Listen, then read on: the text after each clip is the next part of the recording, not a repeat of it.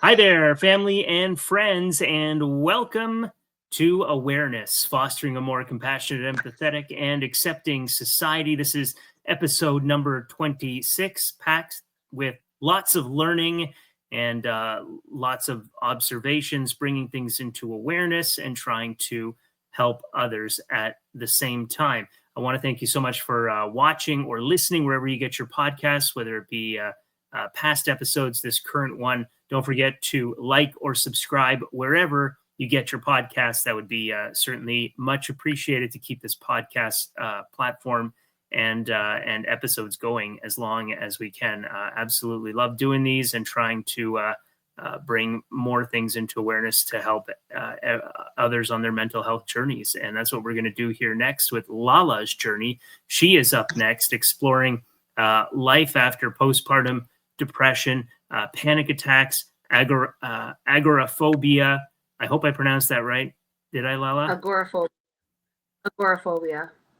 Agoraphobia, sorry. And ongoing struggles also with depression. Hosted by Lala here tonight. She is a mother navigating these challenges of mental health while raising a 13-year-old daughter.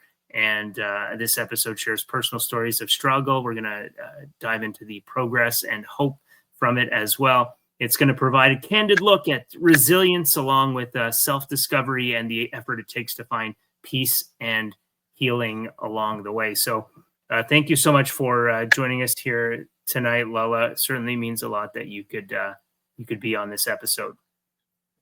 Thank you for having me. Absolutely. Even though you're a Toronto Maple Leafs fan, hey, it's welcome when the topic is not hockey. But if the topic's hockey, it's go Habs go. I'm sorry. That's where we might differ, but it's all good. Maybe. Oh gosh. Okay, it's all good. It's all good. You just won't catch me saying "Go Leafs, go." Hope that's okay. You just said it. I know. I did, right? Dang. Okay. It should be an interesting one when they open up the season. I believe it's this Saturday, right? I think it's Or next Tuesday or something. Yeah, I don't think it's this weekend, but next week sometime those two teams will battle it out to kick off the regular season. I'm in too much of Blue Jays mode in the meantime to follow the hockey schedule as of yet. Go Jays, go! Going for that playoff run.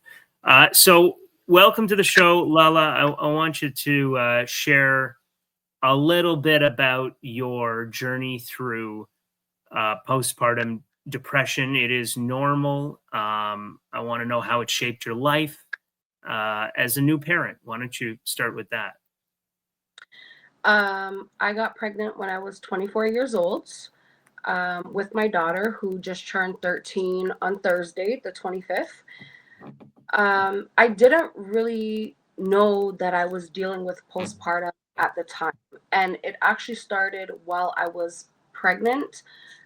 I realized I was getting really angry that my friends were able to go out and I was stuck at home being pregnant, and just the life of that I used to live, I couldn't live anymore being pregnant. Yeah. I eventually had my daughter and I felt great. It wasn't until she was about a month old those feelings kicked in again, where all my friends are going outside. They're going to party, to clubs, to bars, and I'm stuck at home with a brand new baby. My postpartum didn't have anything to do with my daughter. It was more so that I didn't want anyone to watch her or to change her or to feed her. I wanted to be the only one to be able to do that. I burnt a lot of bridges, especially with my sister, for the fact that I seen her coming and going, living her life, and me once again, I felt like I was stuck at home. Yeah. It was hard. It's one of the hardest things that I've ever dealt with. Now, at this stage in my life, I realize that I did suffer from postpartum. I unfortunately did not get the help for it because I didn't know that I was dealing with it. Finally, when my daughter was probably around 2 years old, I kind of just snapped out of it. I don't know how, but I just snapped out of it, and life seemed to be really good. Now, when you say just snapped out of it, like, was it because at 2 years old you noticed that your friends stopped partying or they started doing other things with their lives that made you less envious? Or Absolutely. Around that time, a lot of my friends were now having children of their own. And when my daughter was 2, I was almost 27. So, I was getting a little bit older, and the partying and all of that had stopped. But then I realized it was easier to do things with her, going Mhm. shopping, going to the mall, going out to eat. So I was able to bring her with me, and that's what Yeah. kind of helped me. Now, in terms of like postpartum depression, what's the like the pre tense of it for you? Like, did you um this could be a difficult, sensitive question to answer. Did you initially plan on having children? Did you want to have a child right off the bat, or was this unplanned? And if you don't feel comfortable answering, you don't have to. I'm just curious to see how it led to the feelings of being envious of going out. Because I think sometimes mothers, if they plan on doing it, they know that that consequence is a result of discipline of wanting to have a child. So just curious to know how it came on so quickly for you. My daughter was unplanned, but I Okay. always knew that I wanted to be a mother. Right. So when I figured out that I was pregnant, I was over the moon. I Mhm. was very excited. I knew that's something that I always wanted to do, and I didn't know if it was going to happen for me. And once it did happen, it was amazing. So I Mhm. wasn't angry that I was pregnant. The opposite, absolute opposite. Yeah. I remember going shopping and, setting up her nursery and doing all of that, taking my prenatals, doing everything I was supposed to do to keep her safe. And I also have a tattoo. And since she was in my stomach, my promise to her was to keep her safe. And Okay. it's something that I live by still to this day. And that's why I really didn't understand where the postpartum came from, because I was ecstatic. I was Yeah. just over the moon to know that I was gonna, and especially having a daughter, she's my little mini me. So Yeah. I was so excited. And I just want you to know that I'm a firm believer in thinking that those feelings that you experienced are completely normal, and a lot of people go through them. So, I think that's a helpful idea when you have something to look forward to, like you said, leaving the house and being able to do things in society that most people would say are normal, going shopping with your child, just going to the park with them or something to get fresh air instead of being cooped up in home all day. I think that's a good start to helping people that may be struggling with it now. Like, to just know that there is light at the end of the tunnel. There's some discipline now and some, just to get through those times. But it's, it's good that you shared that. So thank you for doing that. And I wanted to know also in terms of your symptoms, like, when did you first notice symptoms of, because you were telling me away from this episode, we chatted briefly about um, panic attacks and agoraphobia, and how did they affect your daily life, or how do they still currently affect your daily life? So I'm currently homebound, which means I do not leave my home. I feel the most safe within my home. And if a lot of people don't know what agoraphobia is, it's an anxiety disorder where we feel our environment is unsafe no matter the circumstances, and we feel like there's no escape. Agoraphobia randomly hit me back in 2018, I would like to say, around there. Um, Living my life, going out every day, grocery shopping, everything I'm supposed to do. And these feelings just took over my body, and I didn't know what was happening. Um, What do you think triggered it for you? Is there a certain trigger or no? yes, so panic attacks can bring on agoraphobia. In my case, very short backstory. After I had my daughter, I had lost a lot of weight, unhealthy weight. I started to gain my weight back, and was at the mall, and I was in a store where I knew the guy, and he had commented on my weight gain, and it really embarrassed me. It really truly embarrassed me. I had went home and I was very upset, and I remember calling my mom and I said, I just can't believe that he would call me out, calling me fat. That really messed me up. And it was a couple days later, my dad had came over and I just wasn't feeling well. I had went in my room, washed my face, did everything I had to do, and I called my dad from the living room. I said, call 911. My body went limp. It felt like I got hot inside of my body. I started to shake. I couldn't breathe. EMS came, brought me to the hospital. That's a whole situation. Yeah.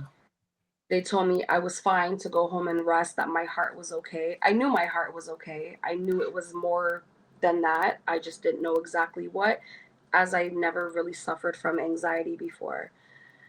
From that day that I left the hospital and I came home, I did not want to leave my house. I had to get neighbors to bring my daughter to the school bus, as she was only in grade 1 at this time. I couldn't pick her up from school.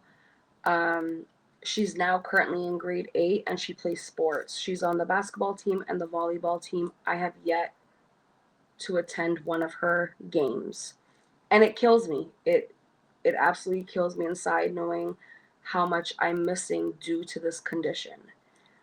Does It's she does she understand what mom's going through? Does she try to understand? Yeah, and it's difficult for a 13-year-old. I can't even imagine. But it's good that she's not causing you any more grief than you've already been through. But see, that's what it really irks me on the inside too, to just know that that was the trigger, was someone mentioning your weight, and then that's what's made you spiral to it was basically shame it, to wa- it not want was to go in public. Yeah. absolutely, it was so much embarrassment.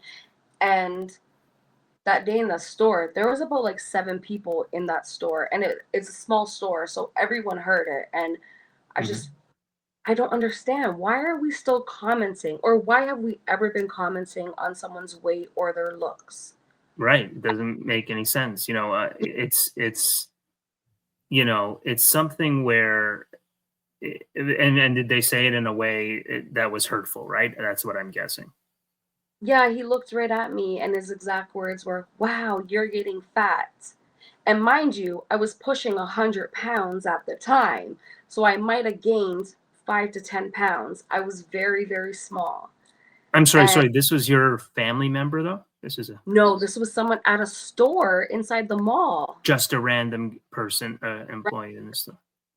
Wow. And that's, I mean, that's just completely wrong. It's different if you have like a family member or friend that, if they see that there's some issues of weight gain, if there's like just a concern where they're like, are you okay or something? Is everything okay or something? But if someone says it like that, that's just wrong. And I can understand um, the trigger in that aspect. I mean, I remember even as a kid, just sometimes where it's like, if you feel like I felt I was gaining weight and the doctor told me you got to lose this amount of pounds, and it wasn't even like a made fun of situation. It's just like, hey, this is a fact. You should drop some pounds. They told me, the doctor.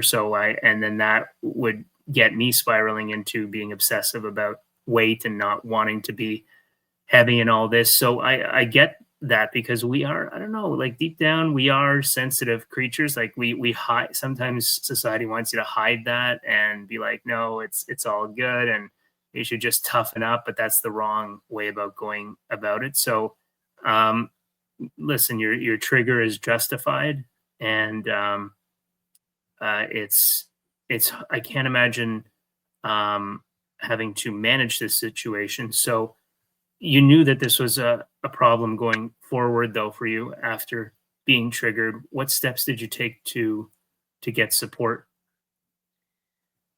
So after that comment, I was homebound for about 2 years.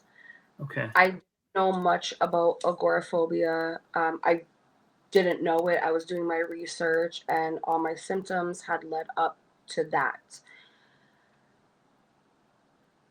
I didn't know where to look for support. At this point, I didn't have a family doctor to refer me to anybody. I didn't know where to start. And then the pandemic happened, Yeah. and I got myself better on my own, basically by just forcing myself to be outside. And it was great. I was good. But then the lockdowns came, and then I was Yeah. forced back in my house. And then it made sense to be agoraphobic during this time because where else Yeah. are we? And I do know quite a few people that never suffered from anxiety or agoraphobia until the lockdown happened. Hmm. So mess with a lot of people. Yeah. I good up until 2022 where I fell back in to agoraphobia. Okay. When So everything started to open up again, you were hesitant to get back into the real world again and the normalcy of society before COVID. yeah. So take me through a little bit about uh, how you handled this in terms of your experience, because you mentioned with depression and anxiety. I think I have a feeling that's all wrapped into agoraphobia, like a tightly knit, um, uh, like just it's in a got one of these things right here. This is what it's all. My Absolutely. mother-in-law's knitting. That's what it's all wrapped into. Is yeah, spirals is the anxiety, agoraphobia. The I would imagine it's there's even probably the symptoms are similar to oh, what's that? The other condition. I don't know if it's when you are afraid to let's say be in a tight knit environment, like even for me, an Well, MRI, and I get so uh, concerned about the what is it, the oh, what's it called? When you're in an elevator, there's too many people packed there. claustrophobia. What's it called? Claustrophobia. You're claustrophobic. Claustrophobic. That's what the word I was. I'm like, oh my gosh, I'm lost the word for a second. So claustrophobic. I'm sure that is wrapped into agoraphobia as well. So, how have your experiences with depression and anxiety influenced the way you parent your daughter? It's a very good question. My depression is basically brought on from being agoraphobic because I'm within the same space every day, and that gets depressing. You know, I want to be able to go outside. Um, when I'm at home, my anxiety is pretty much at bay. I'm good Yeah, when but when there's like situations coming up or when my daughter's sick and has to go to the doctors, that's when everything starts coming out because I start freaking out. How am I going to do this? How am I going to do this? Bring her here, go there. And then it's like a circle because then the depression kicks in. Like, you can't take your daughter to the doctors, you can't go to her game, you can't walk her to school. It's honestly such a vicious cycle. I have missed out on so many life events. My sister got married in 2023 of June. yeah, I asked to be her maid of honor. I had to back out. I was not able to commit to be there, but I made it to the wedding. I showed up to Wow, the wedding. that's amazing. Um, yeah, I only stayed, I shouldn't say only, I stayed about 7 hours. Was it overwhelming? Absolutely. Was it worth it? I have one sibling and one sibling only, and that's my sister. And I knew there was no way, come hell or high water, that I was going to miss her day. Whether I was standing beside her or just being in the audience, I knew I had to make it. Um, so with agoraphobia, if you put your mind to it, as hard as it is, you will get there. It's a lot of pushing, it's a lot of crying, it's a lot of freaking out overall, but it's literally mind over matter. And I can't stress that enough because our minds are so strong. Yeah. But when you push yourself, you know you can do it. And there's been a few situations that I had no choice. I had to push myself, and I did do it. So would you say exposure therapy helped you, exposing yourself to the fear, being at your sister's wedding? I know your insides were probably a little shredded, but you put on the game face. And that's the thing, is that these are invisible conditions and people are not realizing it. It's just like, um, what would you say for, like, let's say you get there and you have just a couple of drinks and you have them quickly. Would that help you calm your nerves, or would that make it worse at a wedding, Uh, let's say? so for me, if I had a drink, I could leave my house. I Mhm. call it liquid courage. And I'm Uh-huh. not quoting drinking to anyone, Yeah, yeah. um, but there are certain situations you do what you got to do. Yeah, uh, a drink or two to just take the edge off, right? yeah, because I'm Yeah. personally not on any kind of medication because I have a fear of medication. So I'm not on anything to help me. But if there's a certain situation, if you know you have a drink, it does calm you, I say go for it. Yeah. And so what's your daughter's favorite artist, like musician? Oh my gosh, she loves Tyler the Creator. Tyler the Creator. If she goes to you and says, "Mom, I got these tickets to go to Tyler the Creator. I won them from a radio station, and she wants to go with her mother to this concert," what would what would be your answer to her? How would you respond, or has that already come up? Yeah, so she actually just seen him in July. Yeah. Her took her. I made her a promise. She is obsessed with One Direction. We Yeah. know One Direction is not going on tour, but I made her a promise, and I hope I can keep this promise, and I hope it even happens that when Harry Styles goes back on tour, I will be there front row with her. That is Okay. one thing I promised her. I will do everything in my power to make that happen. Yeah. Very good. Very good. I mean, and it's listen. I think even if you fail, you gotta give yourself credit for trying. Like if you last like maybe 30 minutes, maybe you last one or two songs. You tried, and I think people need to realize that too when you're dealing with these types of situations. They're very sensitive in nature. So this is obviously like an ongoing challenge, and mental health is different for everybody. They could be an ongoing daily challenge, or it could be something where it's like people go to therapy and they're like, "Yeah, I'm good, don't need therapy anymore." But I know for me, for example, it's an ongoing, you know, battle. It's a daily thing. You got to manage it. You got to find ways of coping. And I don't like getting on my high horse and saying I'm over it, because I don't think it ever goes away. It's more like a, how do we just stay sane today? How do we just stay level headed and don't get too high, don't get too low, just stay in the middle.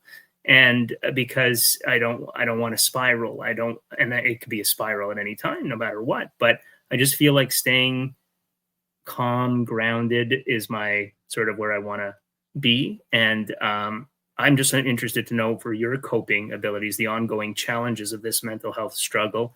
Um, how do you do that while maintaining daily responsibilities? I had found an amazing psychotherapist.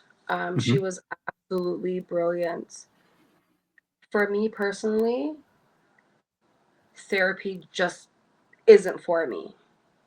I just feel me talking about all my issues is just not healing me going outside. Yeah. Um, if I'm going to be honest, as of right now, I'm not handling anything. I'm I'm struggling Yeah. very badly. I am, but I will say things that keep me at ease is routine, a Mm. schedule. I Right. have a schedule every morning. I wake up at 5:30. I pack my daughter's lunch. I get her up. Once she leaves, I clean. I bought myself a walking pad because exercise is really good for the brain. I do Movement medicine. Yeah. as I get on my walking pad. I just have a routine throughout the full day. And some people Structure. call it boring, but that's what keeps me sane. Yeah. Yeah. that And there's that one day I fall off that schedule, I just feel like, oh my goodness, what am I gonna do with myself? So yeah. structure, schedule, um, that's what keeps me going on a daily Going. basis. Yeah. That's great. Yeah, structure is super important, and I'm glad you have that in your life. You were also mentioning the progress you made with, at 2 years old, you found a way to snap out of the um,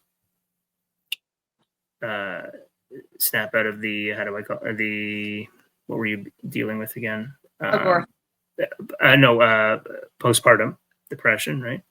And I don't want people to take that offensively, that it's like just like because partners or people whatnot will say like, hey, just snap out of it. But it's not a thing where you can just snap out of it at any time. Maybe the person themselves can say it that they did, but you found a way to overcome it because of the things that you could look forward to, right? So can you describe any other moments of progress or breakthroughs in your mental health journey? Yeah. For example, back in August, my daughter has never been for a pedicure, and I said, I want to be the one to take you, and let's go. I found that to be a massive achievement to be able to do that with her. Um, just going out for walks, that is huge for me. A lot of people with agoraphobia have like a safe person that they're Mm, able to go outside with. I have not found my safe person yet. I'm not saying my daughter isn't, but I don't want to depend on her for everything. She is only 13 years old and she doesn't yeah. deserve that. But I've had a lot of progress, but it's also, it comes and then it stops. There's days that I could go to the lobby of my building and check my mail, and then there's other days that there's no way I'm able to even open my front door. And one thing I do want to mention is, because I've got a lot of comments, being agoraphobic does not equal you being lazy. Right. That's such a misconception and a misunderstanding. Oh, you're Mhm. home all day. You must be lazy.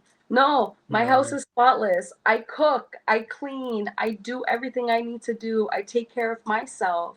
I take care of my daughter. Like, I'm Are not lazy. you are you on medication for it or no, agoraphobia? I'm not. I have like this big fear of medication.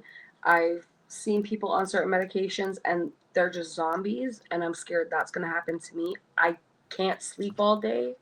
You know what I mean? I Yeah. don't judge. Medication works for you. I love it. Me, I'm terrified of everything. And listen, it's to each their own. If you feel like you can manage without the medication, or if it's gonna cause other side effects, like we just don't know. It's hard to judge that, but you're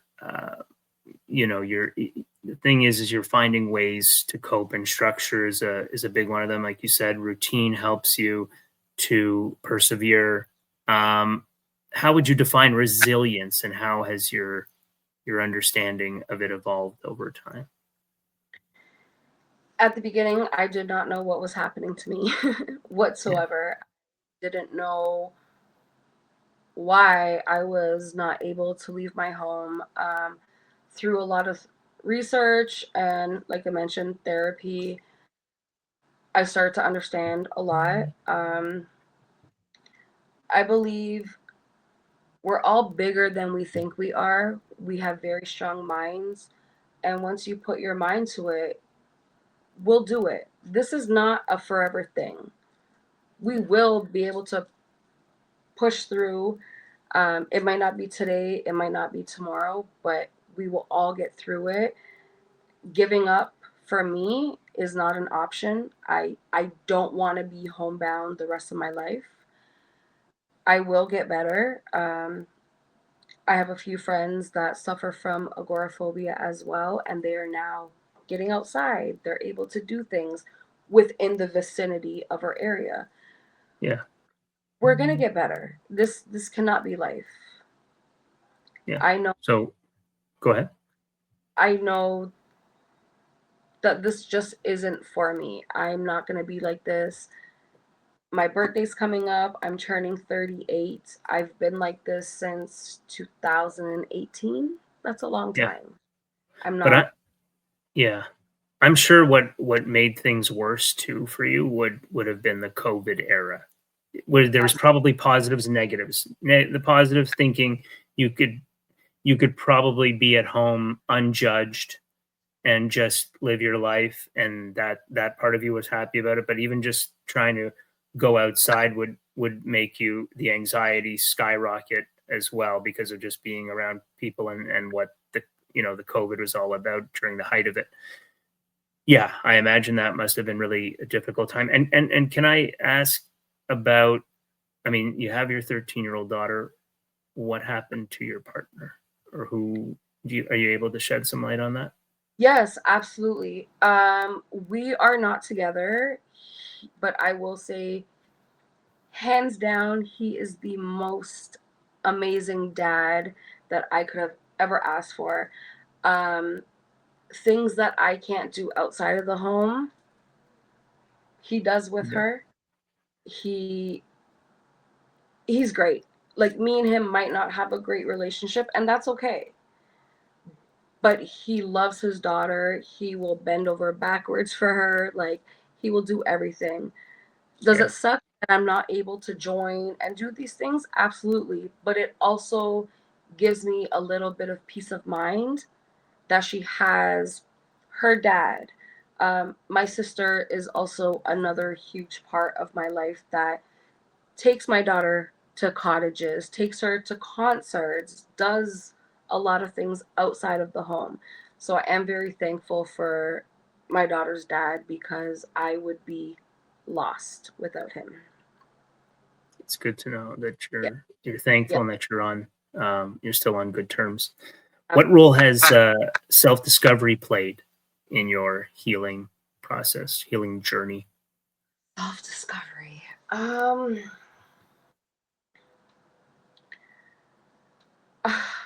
I don't know how to answer this. No, it's if not, I can. We don't have to touch on it. I mean, it's your self-discovery. So, like, sort of your self-awareness, what you've noticed about yourself. Has it played into any sort of healing your self-awareness through a lot of what you've been going through? Is it mostly the routine? Are there any other things? Is it the early to bed, early to rise? Maybe to if it's difficult to answer, I can move on. It's okay. It's It's not all too difficult. difficult. I don't know if I'm that far yet to know exactly what does it for me. Yeah. Um, I sit here and preach, but I am a believer in God. Prayer has helped me. I do pray I I do. Like you said, the schedule. I do go to bed really early as well. Normally during the Yeah. week I'm in bed by like 9:30, up at 5:30. Schedule. That's what kind of just keeps me going right now. And I don't want to sound like cliche or anything, but my daughter, she is also one of my biggest reasons to keep trying and pushing and just trying to reach it, just trying to get She's there. your purpose right now. Yeah. Absolutely, 100%. So, the have you heard from doctors saying that, like, in terms of agoraphobia, does it eventually do the symptoms subside at all as the years go on when someone's struggling with it? Can you make a full recovery from it? You absolutely can. Exposure therapy. The way to They go. will not stress it enough. Exposure therapy is pretty much the only thing that will help you. Mhm. Medication will help the anxiety factor, but the Yeah. actual getting outside is just keep trying, just keep getting out there. Yeah. Um, you just got to keep doing it. So is that the advice that was going to lead me to what I was going to ask you next in terms of advice that you would give to someone struggling with postpartum depression or agoraphobia? What would that advice be? My advice would be first and foremost, do not give up because Mhm. life is so beautiful. It is so precious. We only get one. Um, Exposure therapy, whether it is small or big exposure. For me, I live in a building, so even just walking to the elevator, um, little by little, you will accomplish it. You will get through it. Don't rush yourself. Don't get discouraged when you're unable to do that exposure, but keep trying. Just keep pushing, keep trying. There is light at the end of the tunnel.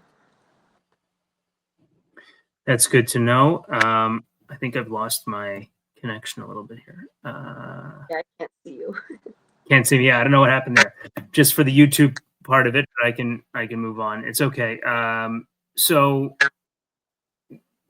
I just want to know, how do you find hope and motivation on days when mental health feels overwhelming? It's hard, and I'm not going to sit here and say that it's easy.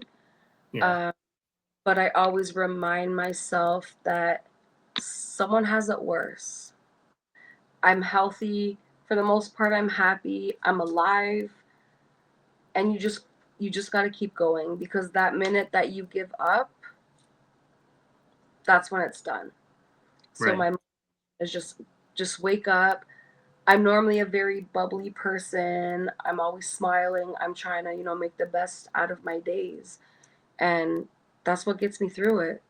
Especially I have a great support system. My parents, my sister, my daughter. I also have a group chat on Messenger with friends all over the world. It's called Tea Time. Um, Yeah, they are huge, a huge part of my daily routine. They keep me going. that's Friends, amazing. Yeah. yeah, It you really just is to have a good support system, others that know what you're going through, and yeah, to have that type of a chat and connection with others is fantastic. So, finally, what would you want listeners to take away from Lala's journey? to take away. Like, just Um, as in, what would you want them to learn most about our discussion here today? I just want everyone to know that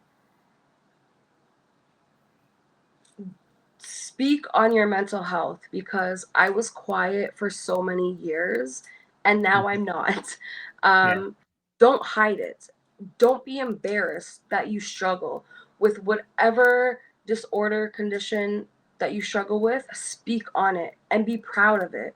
This is a part of who we are, and there's nothing to be embarrassed of. amen, Just amen, amen. keep pushing, smile, smile.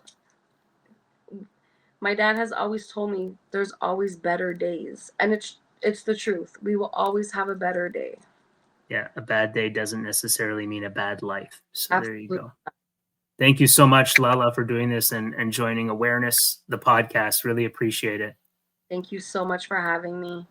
Yep, this has been episode number 26 of Awareness, the podcast, fostering a more compassionate, empathetic, and accepting society. Apologize for the last few moments of the YouTube disconnection there, but appreciate you watching, listening to wherever you get your podcast. And don't forget to like and subscribe. That would certainly mean a lot. And thanks again to Lala.